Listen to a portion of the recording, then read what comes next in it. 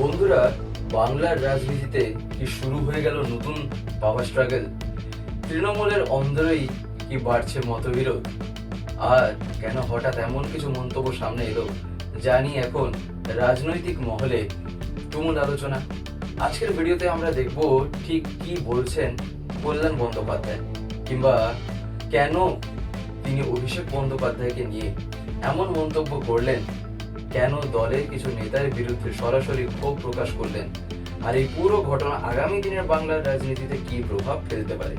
আজকের এই ভিডিওতে আমরা এইরকমই তাই কিছু কথা শুনতে চলেছি। ভিডিওটি শেষ পর্যন্ত দেখুন, কারণ শেষের দিকে আমরা আলোচনা করব এই ঘটনা কি শুধুই দলের ভেতরের মত পার্থক্য, নাকি এর পিছনে রয়েছে আরো বড় রাজনৈতিক সমীকরণ। তাহলে চলেন শুরু করা যাক।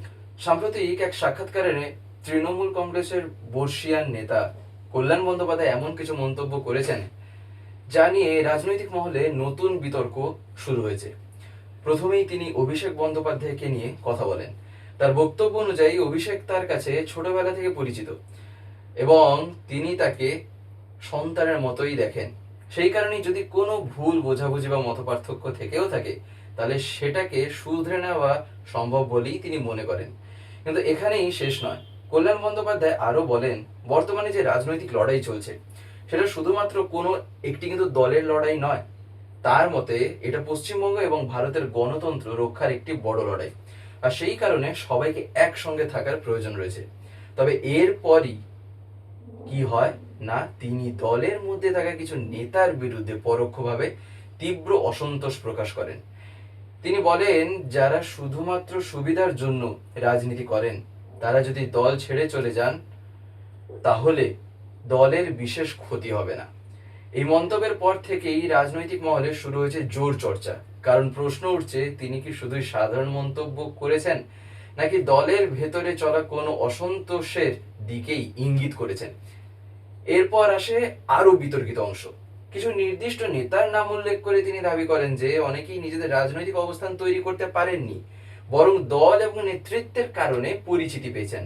রাজনৈতিক মহলের একাংশ মনে করছে এই মন্তব্যগুলো শুধুমাত্র ব্যক্তিগত ক্ষোভ নয়, বরং দলের ভেতরে চলা মতবিরোধেরও ইঙ্গিত হতে পারে। এখানে একটা গুরুত্বপূর্ণ প্রশ্ন উঠে আসে, যদি সবকিছু স্বাভাবিক থাকে তাহলে এত প্রকাশ্য মন্তব্য কেন? আর যদি কোনো সমস্যা না থাকে তাহলে দলের একাধিক নেতাকে নিয়ে বারবার প্রশ্ন তোলার কারণ কি? এই প্রশ্নগুলোর উত্তর অবশ্য এখনো স্পষ্ট নয়। তবে কল্যাণ বন্দ্যোপাধ্যায় এখানেই থেমে থাকেননি। তিনি ভবিষ্যতের নির্বাচন নিয়েও বড় দাবি করেন।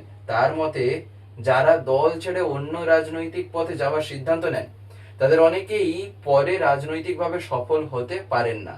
বাংলার মানুষ বিশ্বাসঘাতকতাকে সহজে মেনে নেন না বলেও তিনি মন্তব্য করেন। এই বক্তব্যের রাজনৈতিক তাৎপর্য যথেষ্ট কিন্তু বড়, কারণ পশ্চিমবঙ্গের রাজনীতিতে দলবদল নতুন কোনো ঘটনা নয়।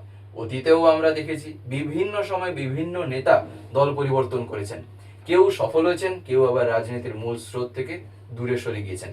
তাই কল্যাণ বন্দ্যোপাধ্যায়ের এই মন্তব্য এখন নতুন করে রাজনৈতিক বিশ্লেষণের বিষয় হয়ে উঠেছে। অন্যদিকে তিনি প্রশাসন এবং পুলিশের ভূমিকা নিয়েও প্রশ্ন তুলেছেন। এক রাজনৈতিক কর্মীর বাড়িতে পুলিশি তল্লাশির ঘটনাকে কেন্দ্র করে তিনি এটাও অভিযোগ করেন যে বিরোধীদের বিরুদ্ধে প্রশাসনিক চাপ তৈরি করা হচ্ছে। যদিও এই অভিযোগের জবাবে এখনো আনুষ্ঠানিকভাবে সংশ্লিষ্ট পক্ষ কি বলেছে তা নিয়ে রাজনৈতিক বিতর্ক চলছেই। আর এখানেই পুরো বিষয়টা আরো গুরুত্বপূর্ণ হয়ে উঠেছে, কারণ একদিকে দলের অভ্যন্তরীণ মতবিরোধের আলোচনা, অন্যদিকে প্রশাসনিক ভূমিকা নিয়ে প্রশ্ন। দুই মিলিয়ে বাংলার রাজনীতিতে নতুন উত্তাপ তৈরি হয়েছে।